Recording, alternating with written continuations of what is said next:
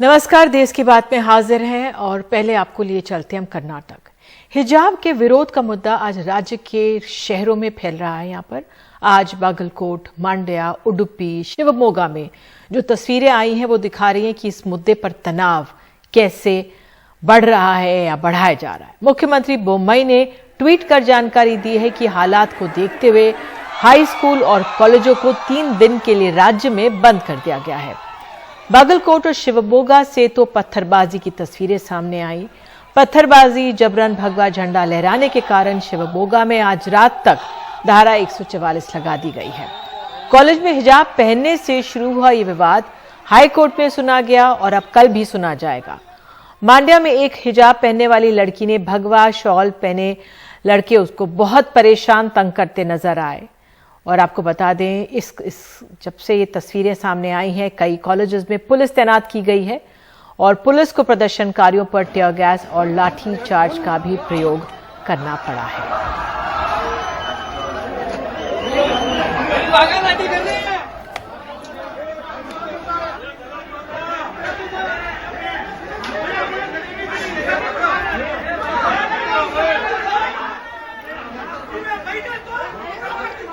और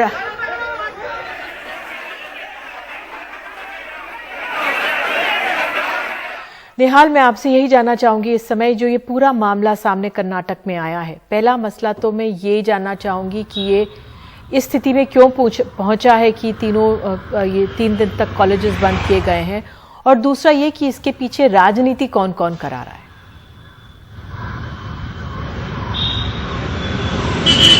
देखिए, पिछले 15-20 दिनों से यह मामला चल रहा है। स्कूल कॉलेजेस बंद करके इस तनाव को दूर करने के लिए समस्या का समाधान निकालने की कोशिश अगर सरकार ने की होती तो शायद ये मामला यहाँ तक नहीं पहुँचता। लेकिन सरकार को भी कहीं न कहीं लगता है कि ये मामला चाहे वो विपक्षी दल हो या सरकार बीजेपी की सरकार है, दोनों के आने वाले विधानसभा चुनावों में उनके हितों की रक्षा करता हुआ ये मुद्दा उनको दिख रहा है। इसलिए उन्होंने इस मामले को यहाँ तक आने दिया, इसलिए कि मुख्यमंत्री ने जो फैसला आज लिया है वो पहले भी ले सकते थे और उन्हें अच्छे तरीके से पता था कि हालात बिगड़ रहे हैं।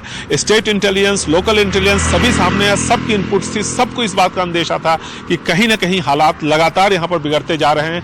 स्टूडेंट्स एक दूसरे के सामने के सामने खड़े हो रहे हैं और आपको पता है कि जहाँ पर स्टूडेंट्स जब भड़कते हैं, छात्र जब विरोध करते हैं तो फिर उन पर नियंत्रण रखना बहुत मुश्किल होता है। नतीजा ये हुआ कि शिवमोगा, दावणगेरे जैसी जगहों पे पुलिस को लाठीचार्ज करना पड़ा, बागलकोटे में लाठीचार्ज करना पड़ा, पत्थरबाजी हुई, आंसू गैस के गोले चलाने पड़े, 144 धारा लगानी पड़ी। इस तरह के हालात को पहले सरकार ने बिगड़ने दिया। अब जो दूसरा सवाल आपका कि ऐसा क्यों हुआ, इसकी एक जाहिर है कि अगले साल यहाँ विधानसभा के चुनाव है और विधानसभा चुनाव से पहले कर्नाटक में यह देखा गया है कि एक पोलराइजेशन की एक पृष्ठभूमि यहाँ पर तैयार की जाती है। मैंने इससे पहले भी बताया था कि किस तरह से दक्षिण कन्नड़ा, यानी जिसको मैंगलोर आप कहते हैं, उडुपी का जो इलाका है, यहाँ पर हमेशा जब कभी भी कर्नाटक में ध्रुवीकरण हुआ है तो उसकी जो बुनियाद है वो यहीं से पड़ी है।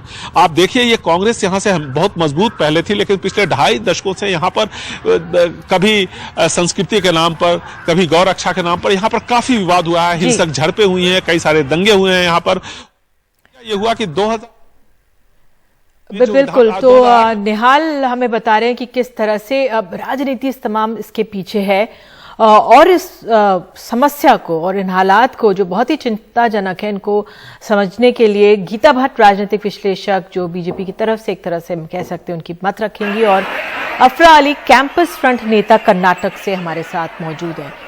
तो पहले मैं अगर अफरा अली आपसे पूछूं और आपसे जानना चाहूं, ये जो मामले इतने बढ़ रहे हैं, क्योंकि कल तक हम एक कॉलेज की बात कर रहे थे, अब ये इतने सारे शहरों में, तमाम कॉलेजेस में पहुंच गया है, फैल रहा है, कैसे आप इसे देख रही हैं, क्यों हो रहा है ये?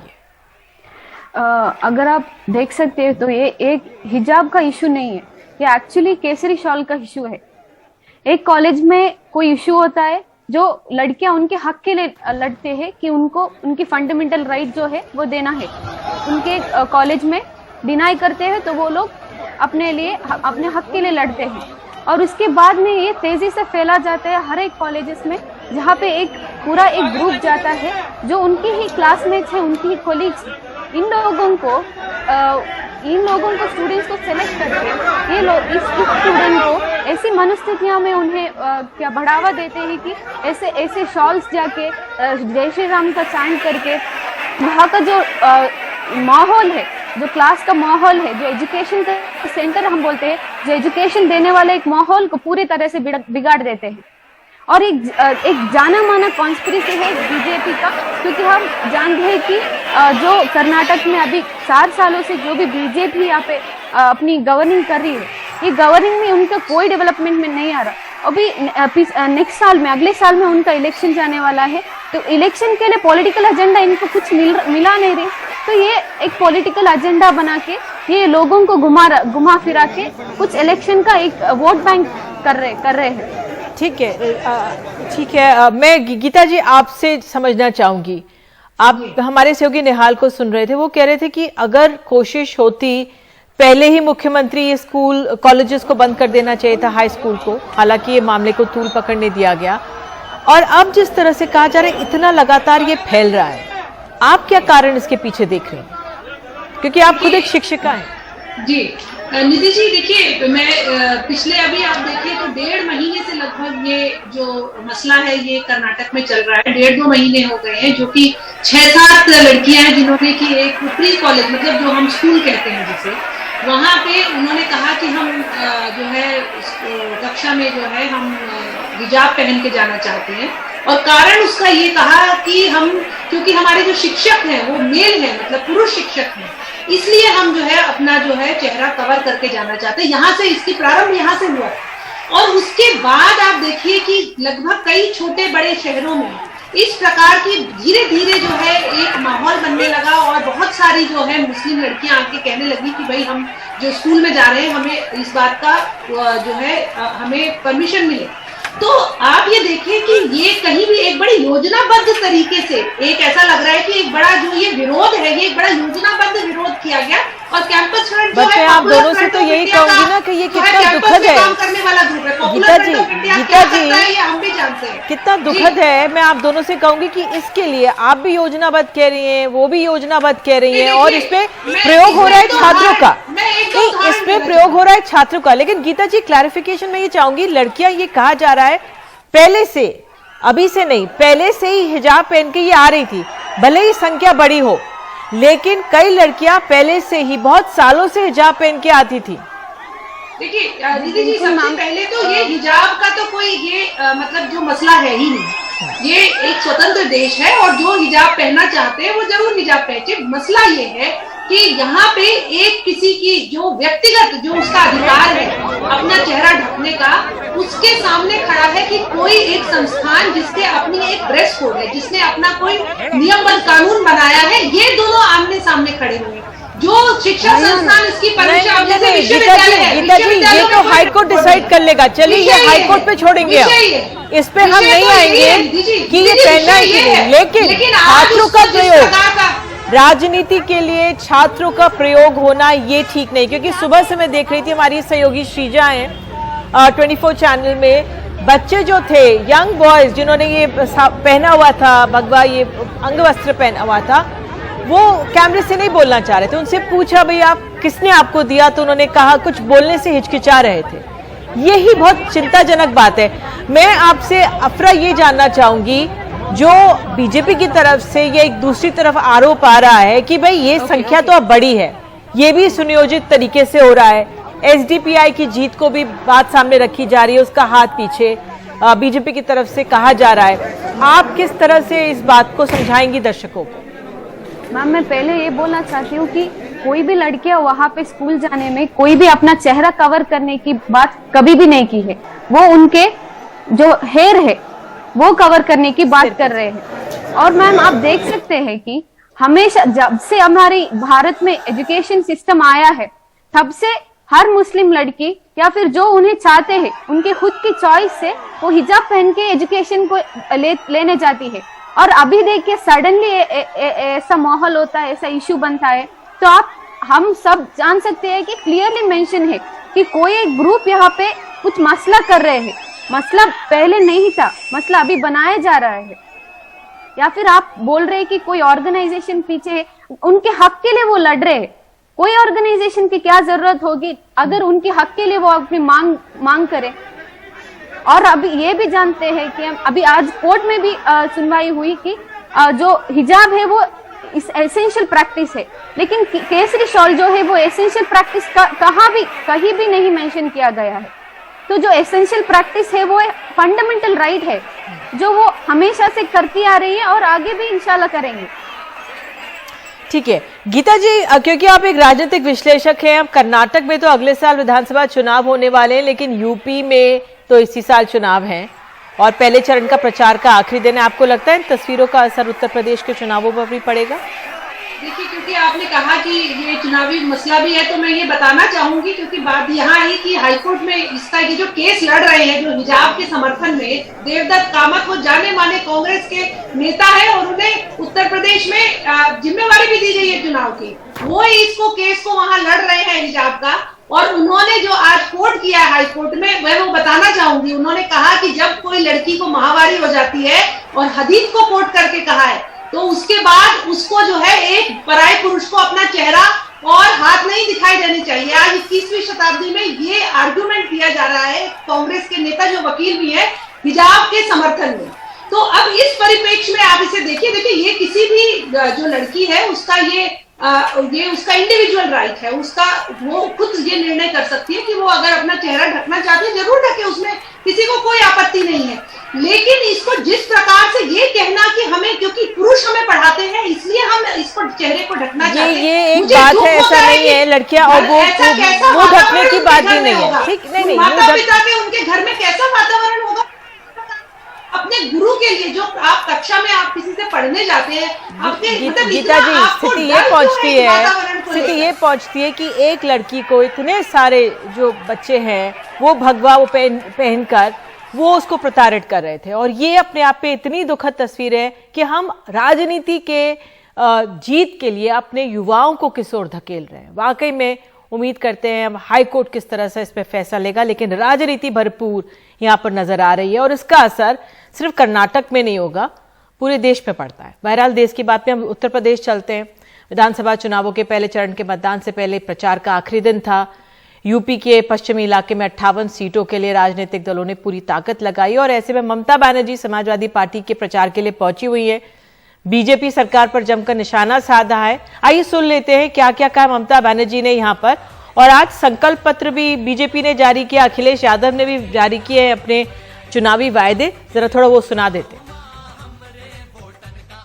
कल आप आज ये दीदी कलकत्ता से उड़ करके आ गई और दिल्ली के लोग यूपी नहीं आ पाए, कह दिया मौसम खराब है। सच में भाजपा वालों के लिए यूपी में मौसम खराब है।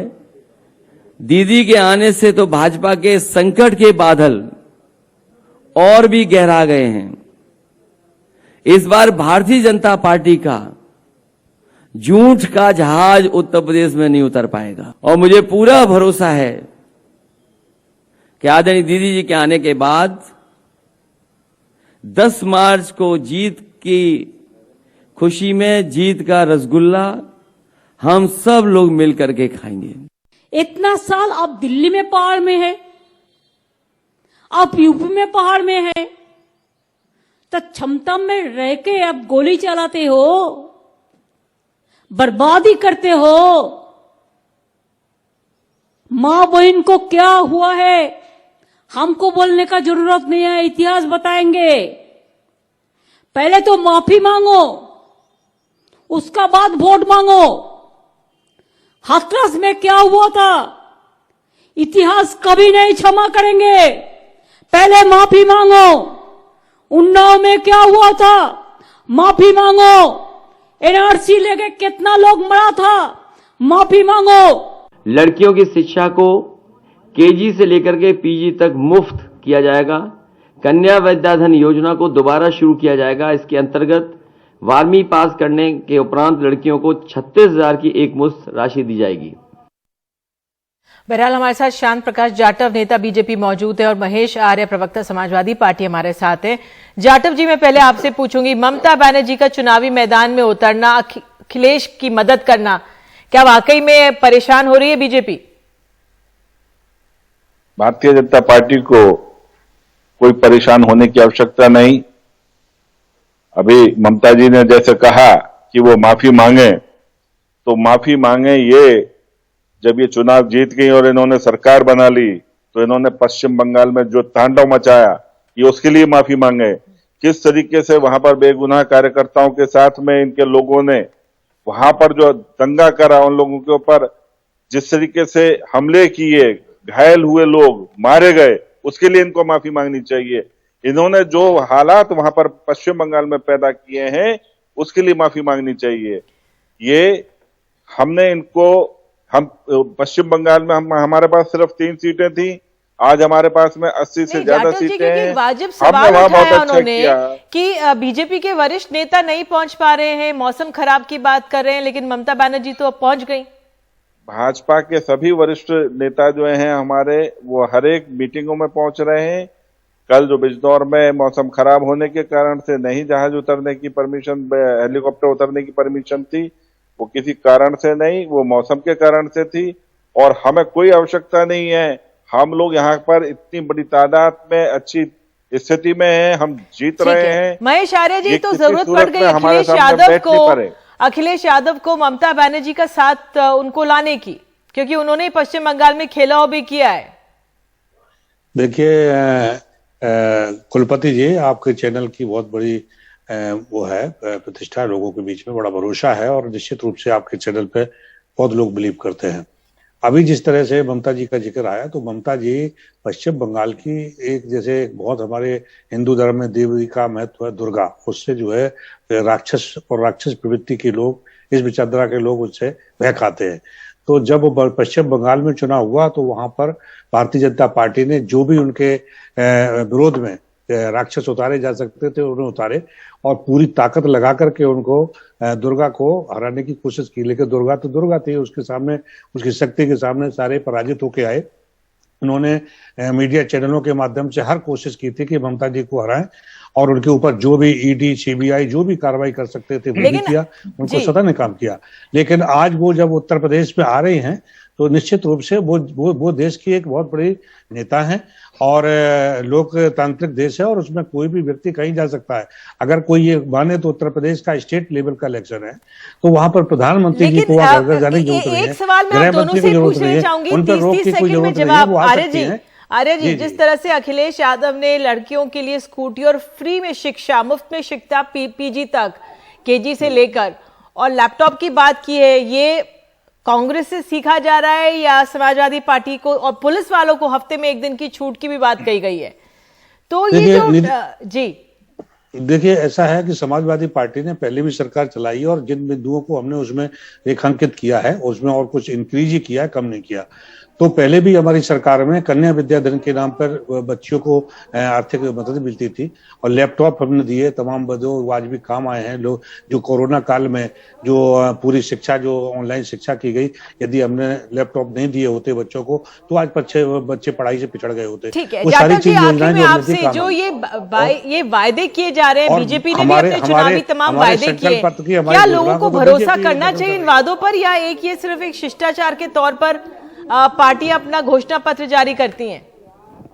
2012 में मैं टीवी डिबेट में मैं देख रहा था, मैं टीवी डिबेट में मैंने कहा था कि ये जो वायदे कर रही है समाजवादी पार्टी वो पूरे नहीं करेगी। इन्होंने मुसलमानों को 15% आरक्षण देने की बात कही थी, इनकी सरकार बनी, इन्होंने नहीं दिए। इन्होंने बेरोजगारों को, सुन ले भैया सुन ले, आप लोगों ने और बेरोजगारों को महंगाई भत्ता देने की बात कही थी, जो संकल्प, अरे भैया सुनो, वो संकल्प पत्र कर लीजिए आप। महेश जी सुन लो, महेश जी सुन लो, आप अपने बारे में बोल रहे हैं, अपने गरीबान में देख लो, बेरोजगार, अरे सुनो यार, संकल्प पत्र। चलिए, जनता, उत्तर प्रदेश की जनता है, देखेगी बेरोजगारी भत्ता इन्होंने दिया, बेरोजगारी भत्ता नहीं दिया इन्होंने। वाकई में दिलचस्प होता जा रहा है जिस तरह से चुनाव करीब आते जा रहे उत्तर प्रदेश के। एक छोटा सा हम लोग ब्रेक ले रहे हैं देश की बात में और अन्य राज्यों का रुख करेंगे। बने रहिए हमारे साथ।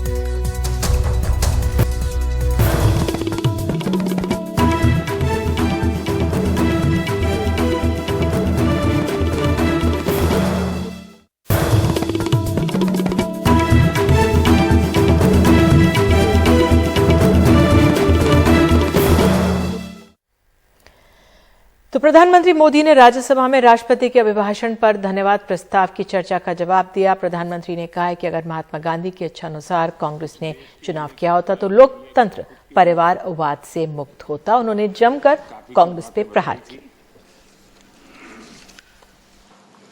आनंद शर्मा जी ने भी कांग्रेस की कठिनाई ये है, डायनेस्टी के आगे उन्होंने कुछ सोचा ही नहीं। और पार्टी में जो डेमोक्रेसी की बात करते हैं ना, वो जरा समझे, भारत के लोकतंत्र को सबसे बड़ा खतरा परिवारवादी पार्टियों का है, ये मानना पड़ेगा।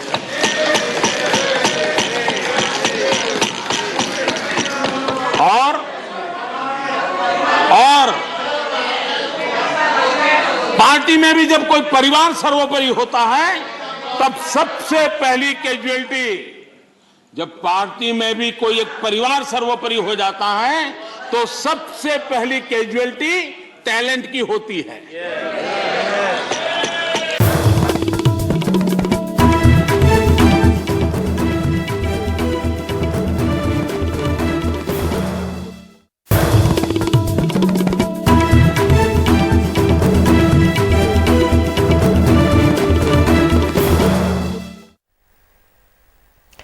पंजाब के चुनावों में अमृतसर ईस्ट से नवजोत सिंह सिद्धू का मुकाबला विक्रम मजीठिया से है। एनडीटीवी से बात करते हुए एक दूसरे पर आरोप प्रत्यारोप और तीखे हमले कर रहे हैं। आइए सुनते हैं नवजोत सिंह सिद्धू। 40 बसें उनकी छीनी, बिजनेस छीने, ढाबों के बिजनेस में फिरौती की।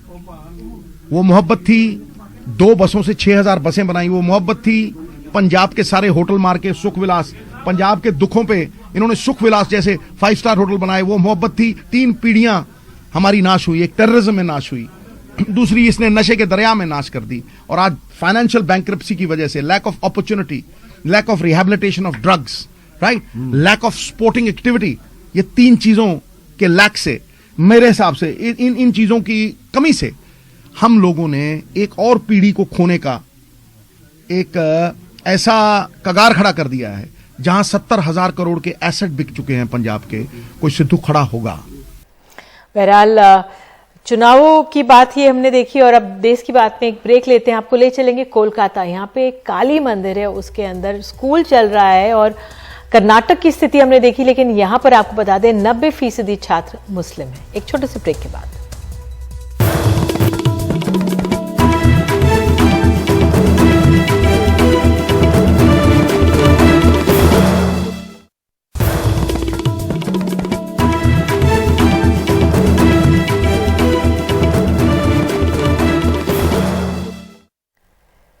तो देश की बात में खबर अब है पश्चिम बंगाल से। तो एक तरफ आपने देखा कर्नाटक में हाई स्कूल में हिजाब को लेकर किस तरह से विवाद चल रहा है, दूसरी तरफ कोलकाता के एक काली मंदिर में ऐसा माहौल है जो बिल्कुल अलग संदेश दे रहा है। काली मंदिर में आप देख सकते हैं यहाँ पे हिंदू मुस्लिम छात्र पहुंचे हुए पढ़ने के लिए, क्योंकि खुले में यहाँ पे क्लासेस हो सकती हैं। खास बात यह है कि 90% जो छात्र यहाँ पर मुस्लिम हैं। प्राइमरी से लेकर 4ठी कक्षा तक यहाँ बच्चे पहुंचे हैं। और आइए सीधे चलते हैं, राहुल गांधी कुछ बोल रहे हैं, रुक करते हैं। उनका पूरा मार्केटिंग का धंधा है, उनके रिश्ते हैं, उनके मित्र हैं, तो झूठ फैलाया हुआ है, तो अंदर डर तो होगा। और वो दिखा, वो पार्लियामेंट में दिखा, मतलब पूरा का पूरा भाषण कांग्रेस के बारे में, कांग्रेस ने क्या नहीं किया, जवाहरलाल नेहरू, इनके बारे में। मगर बीजेपी ने जो किया, उनके जो वायदे थे, उनके बारे में तो प्रधानमंत्री ने कुछ बोला नहीं। तो कुछ ना कुछ तो है, डर तो है। तो प्रधानमंत्री ने आज जिस तरह से पूरा प्रहार एक तरह से किया कांग्रेस पार्टी पर, उसी का एक तरह से जवाब देते हुए राहुल गांधी थे। फिलहाल देश की बात में इतना ही, लेकिन खबरों का सिलसिला एनडीटीवी इंडिया पर जारी रहेगा। नमस्कार।